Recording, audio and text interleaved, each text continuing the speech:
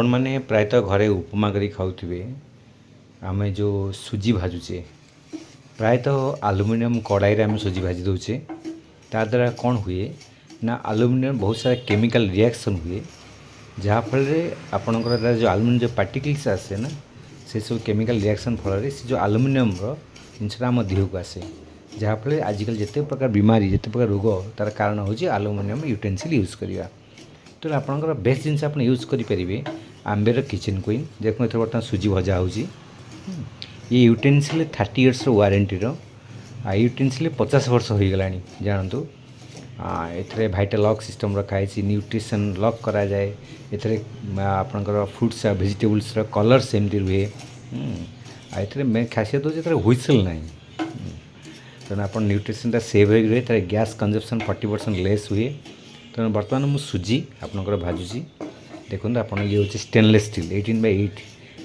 पूरा stainless steel तेणु ये जिन आप यूज करेंगे निज घरे आपण मैंने प्रायतः शुणी किचन इज योर फार्मासी बुझे ना आम आम किचन घर टाक ही नष्ट कर देचे बिगड़ी देचे जहाँफल आज आम एत रोग आसी जाइए तेणु देखते आपणकर ये आप सुजी बर्तन भजा हो गला आराम से आपण निज शरीर को सदाबे जानतु घी एवं तेल दिंतु हाँ आम घी बदले आम खाऊे बटर ऑयल रिफाइन तेल तेल बदले खाऊे रिफाइन तेल सेमती करंतु नहीं ये आपणकर सिंपल सिंपल काम करंतु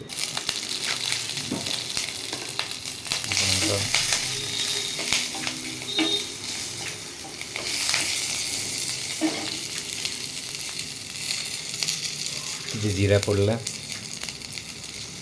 आराम से लोग घरे बनाती न बन कि आपणकर दही बरा आलुदम चाट गुपचुप ये सब खाती सिंपल खाइबे करके तापर मुझे आपको टमाट पकईबी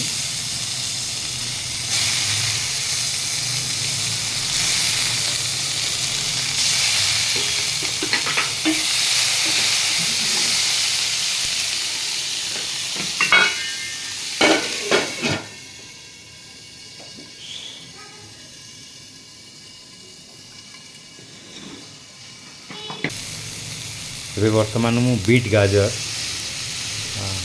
ଆପଣ ଆଦିରେ ପକାଇ ଦେଉଛି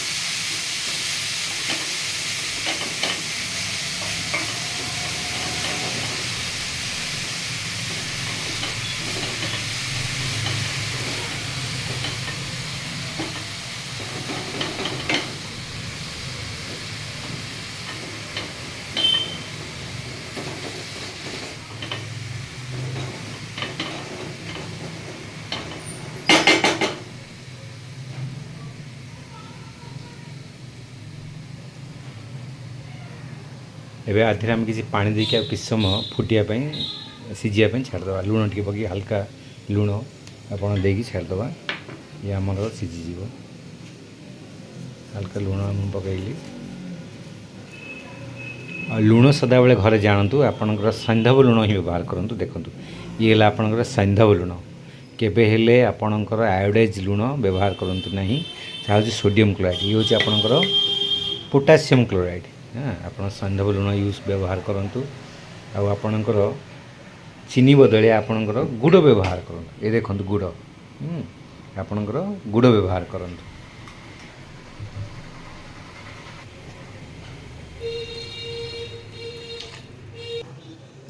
ये बर्तमान आपणकर ये सीझी गला बर्तमान देखो एबे आमे आधे किछि गुड़ पकेबा ये देखो किछि मु गुड़ पकेली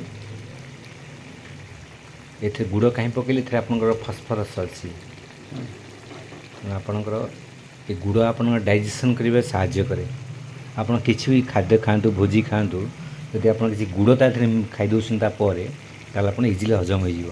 କିନ୍ତୁ ଯଦି ଆପଣ ଚିନି ଖାଉଛନ୍ତି, ଚିନିକି ଡାଇଜେସନ୍ କରିବା ପାଇଁ ଆପଣଙ୍କ ଶରୀର ସବୁ ଉର୍ଜା ମାନେ ଶକ୍ତି ଖର୍ଚ୍ଚ ହୋଇଯାଏ। ତେଣୁ ଆପଣ ଗୁଡ଼ ଖାଆନ୍ତୁ, ଗୁଡ଼ ଆପଣ ଦେହକୁ ଠିକ୍ ରଖିବ। ଘରେ ଆପଣ ପ୍ରତ୍ୟେକ ଜିନିଷରେ ଆପଣ ଗୁଡ଼ ପକାଇକି ଖାଆନ୍ତୁ। କାହାକୁ ବି ଯଦି ଆପଣଙ୍କର ଡାଇବେଟିସ୍ ଥାଏ, ଯଦି ଆଥରାଇଟିସ୍ ପ୍ରୋବ୍ଲେମ୍ ଥାଏ ନା, ତାହେଲେ ଆପଣ ତାକୁ ସଫିସିଏଣ୍ଟ ଗୁଡ଼ ଖାଇବାକୁ ଦିଅନ୍ତୁ। ବୁଝିଲେ ନା? ସ୍ୱାଦିଷ୍ଟ ଗୋଟେ ଜିନିଷ, ଏମିତି ଜିନିଷ ଆପଣ କେବେ ମନା କରନ୍ତୁ। ଡକ୍ଟର ମାନେ ଆଜି ବହୁତ ସାରା ଜିନିଷ କ'ଣ ହୁଏ, ସବୁ ବାରଣ କରିଦିଏ, ଏଇଟା ଇଏ ଖାଇବନି, ସିଏ ଖାଇବନି। ସବୁ ଖାଇବେ ଆପଣଙ୍କର ପ୍ରାକୃତିକ ଜିନିଷ, ନ୍ୟାଚୁରାଲ୍ ଜିନିଷ କେବେ କାହାକୁ ଖରାପ କରେନି ଦେହ। ଇଏ ଆପଣଙ୍କୁ ସୁଜିକୁ ମିଶାଇଲି।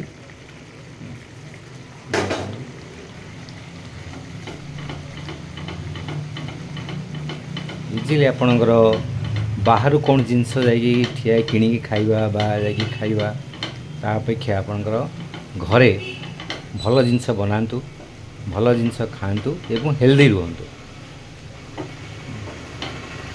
ଏମିତି ଆପଣ ଆପଣଙ୍କ ଘରେ ହେଲ୍ଦି ଡାଏଟ୍ ଆପଣ ବନାନ୍ତୁ।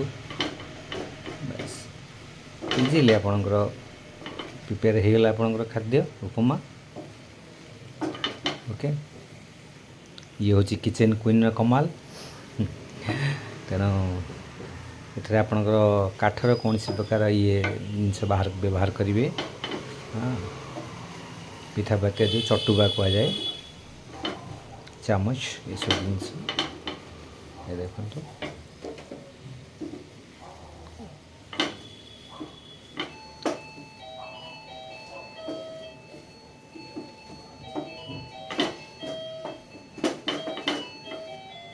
ରହୁଛି, ନମସ୍କାର।